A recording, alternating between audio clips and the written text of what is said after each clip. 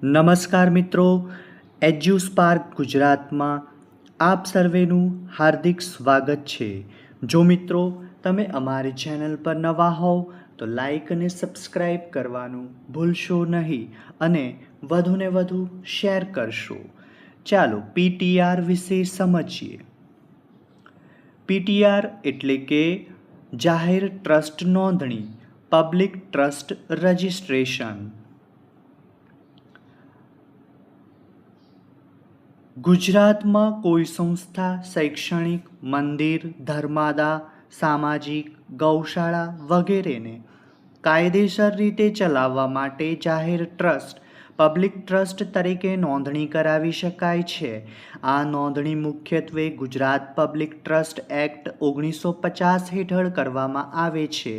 મિત્રો, Gujarat public trust act 1950 એટલે કે બોમ્બે પબ્લિક ટ્રસ્ટ એક્ટ 1950 ગુજરાતમાં જાહેર હિત માટે કાર્ય કરતી સંસ્થાઓ જેમ કે શૈક્ષણિક સંસ્થાઓ, ધાર્મિક ટ્રસ્ટો, સામાજિક સેવા સંસ્થાઓ, ગૌશાળાઓ, હોસ્પિટલો વગેરેની નોંધણી અને સંચાલન માટે બોમ્બે પબ્લિક ટ્રસ્ટ એક્ટ 1950 અમલમાં છે, જે ગુજરાતમાં પણ લાગુ પડે છે.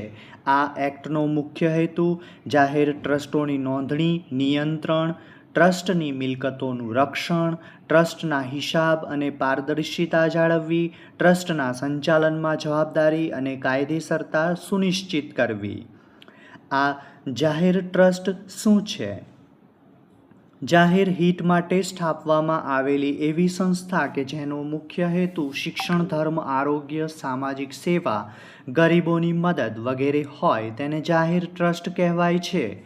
નોંધણી માટેના જરૂરી દસ્તાવેજો: ટ્રસ્ટ ડીડ, ટ્રસ્ટીઓના આધાર કાર્ડ અને PAN card, passport size photograph,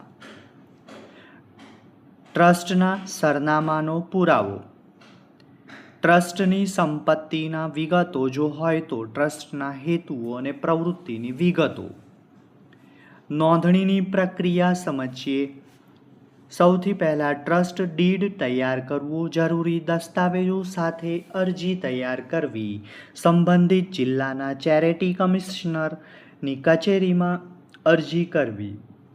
જરૂરી તપાસ અને ચકાસણી બાદ નોંધણી પ્રમાણપત્ર આપવામાં આવે છે. જાહેર ટ્રસ્ટ નોંધણીના લાભો: સંસ્થાને કાયદેસર રીતે માન્યતા મળે છે, બેંક ખાતું ખોલવામાં સરળતા રહે છે, દાન અને ગ્રાન્ટ મેળવવામાં મદદ મળે છે, સરકારની વિવિધ યોજનાઓનો લાભ મળી શકે છે, સંસ્થાની પારદર્શિતા અને વિશ્વસનીયતા વધે છે. મિત્રો, ભરૂચ જિલ્લાના ચેરિટી કમિશનર કચેરીની વિગતો અહીંયા નીચે આપેલી છે. સરનામું: કલેક્ટર કચેરીની બાજુમાં, રેલવે કોલોની, ભરૂચ, ગુજરાત. કચેરીનો સમય પણ અહીં આપેલો છે.